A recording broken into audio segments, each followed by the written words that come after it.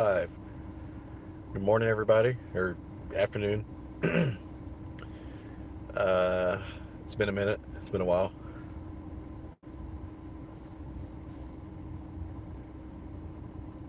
Make sure everything's. They changed the chat stuff since I've last done this.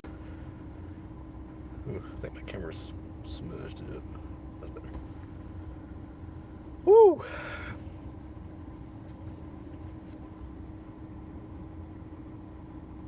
All right, so going by the title of the video or stream or whatever, you already know what this is about. And I figure I can do this while I have nothing else going on the channel. Um, and I've been wanting to do this for a while. I think I started a while back, but they were kind of shitty, so they weren't that good. Like movie reviews and stuff. But I figured I could start fresh. And keep in mind, this is going to be reviews of, obviously by this one, you can already tell it's pretty there straightforward. But I'm going to review movies that I've seen in the past, years ago, growing up, and then new movies that are coming out now. I saw a couple new ones not too long ago. I'm not going to say what they are until I do the reviews. But yeah, today I thought we could review one of my all-time favorite movies, which is it's pretty funny, ironic, because it's yeah. But today I like to review Halloween 2018. Woo! I've been a fan of the franchise since I can remember. So seeing a trailer, or actually starting off with the teasers, or I can go way before that. I mean, back when pictures were posted of the film, that they were working on a new Halloween film, and you seen the first picture of Michael when he was in that closet, and he was just standing there when that was the picture, like the frame, the movie still. I immediately got excited. I was like, yes. And I think that was back in, I guess it was 2017 or early 2018 when we saw those pictures. I think it was 28. I think it was, I don't know. It was one or the other. But I immediately got excited. I was like, yes, we're finally getting another Halloween movie. Almost 10 years after Rob Zombie's films, which I do like. But yeah, when those pictures came out, I was like, yes, this is awesome. I love this franchise. It's amazing. And then the day came when the first teaser came out. I was screaming. I was so excited. That was cool. I'm trying to get to the movie, though. And then we finally got our official trailer. Holy shit. Woo! After seeing all that and doing research of what this was going to be about, I was like, okay, so this is going to be this is going to be a film, which my opinion was a cool turn that pretty much ignores all the sequels except the original film. It's only canon to the original Halloween. So no sister and brother stuff. There's no relatives. It's straightforward about this crazy psychopathic killer that broke loose. And that's what he was in this movie 40 years later.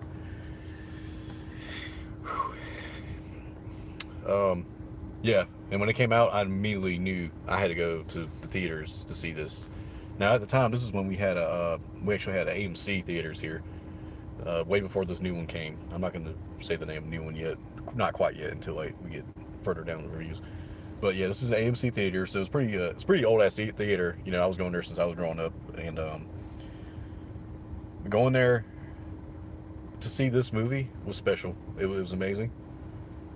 God, it's one of the best nights of my life in 2018. I remember it clear as day. We went out to go eat, grab a couple drinks, and then we went straight to theaters. And right when it started, I was like, but yeah. And now I currently own like 3 copies of the movie, so there's that. I think I own the digital version of it. Actually 2, because I got it on 2 accounts. I own the digital version of it. I own the physical copy of it, which includes 2. It's the Blu-ray version, and I got the 4K version. And I've seen all 3 of those versions. So yeah, I was a huge fan of this movie. I can't tell you how many times I've actually watched this film. Because how good it was. But yeah, from from the beginning all the way to the end. I was really happy with it. Now in the theater, and that's what's cool about going to theaters, is that you're with other people, and it was packed out, but there was barely room for like extra seats. Like all the seats were full, and man, it was amazing. You've heard, I mean, there's people screaming in there. Some people wouldn't even shut up; they just kept talking. But I really enjoyed seeing that at that time when it first came out. The first night when it dropped, it was like, dude, this is amazing.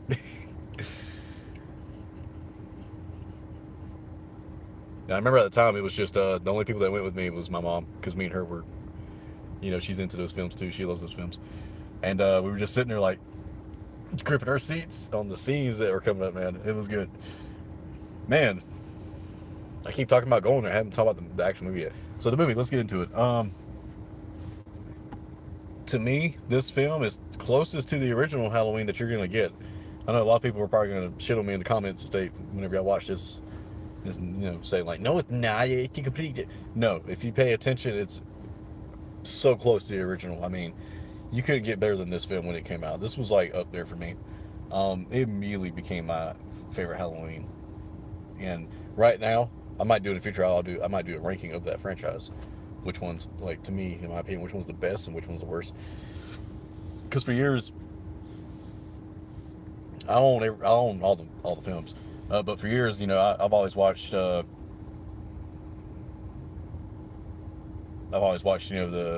first movie and then go through the whole series. And then when this movie came out a year later, when I finally got a copy of it, I did the same thing, and then I added this movie at the end. But now, I have to pick my favorite timeline.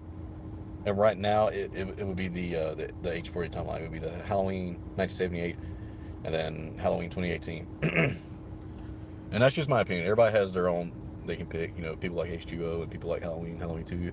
I like those too. I love John Carpenter's the original trilogy also. Even though they say Season of the Witch is a different universe, which it is. But I mean, if you're a dedicated Carpenter fan, you would definitely watch Halloween 2 and then Halloween 3. All right, so Halloween 2018. Doing research on it, looking on the internet, trying to learn all about this film before I went to go see it. Surprisingly, I was not spoiled. I've seen a lot of teasers, a lot of trailers to it, but I was never spoiled by it. It was interesting because they got John Carpenter to. I'm not sure if he actually helped produce it, but I know he did the score for it. And beautiful score, I have to say. It was amazing. I really like the soundtrack of that movie. Okay, but yeah. So, spoiler alert. There will be spoilers in these because, especially this one, because this is an older film. It's been out for, I guess, 4 years now. Almost. Yeah, 4 years. Be 5 years this October. Yeah. So there's gonna be spoilers. So if you haven't seen Halloween 2018. Go ahead and go watch it, and then come back to this. So yeah, even starting off, you got these podcasters or these investigative journalists going to where Michael is, and you got this new doctor coming out, and immediately I was like, Dr. Loomis. It wasn't the Dr. Loomis, but it was Dr. What's his name? Dr. Sartain. And when he introduced them to Michael, and they showed Michael on screen for the first time, immediately my heart stopped. I mean, the atmosphere was just crazy. And right when is it Aaron or Eric? I can't remember his name. It's one of the two. Right when he pulled out that mask and he was trying to show it to Michael, woo! Everybody started going crazy, and he kept trying to get him to talk, kept trying to get him to say something, and boom, the Halloween title sequence starts. And it felt just like the old school one from the very first movie. Now, going through the film itself, there were some people in theater that was just kind of sitting there and like, this is boring. When's it gonna start? And to me, I didn't have any problems with that. I was enjoying it because it was like, this movie was story driven, and it was trying to, build characters. It's got a lot of character development. It was trying to get you to know everybody before it actually starts. And to me, that's pretty cool doing this, because then near the end, when a lot of these people get killed, you kind of like.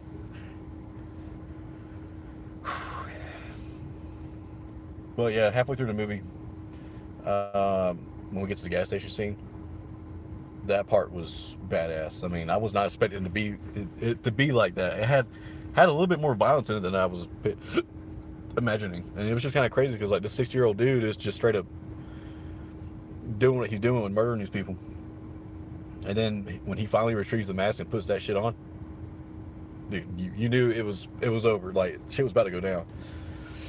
And then a little bit after that, when they showed the sequence where you see Michael on the streets doing that like one shot thing, that was badass too.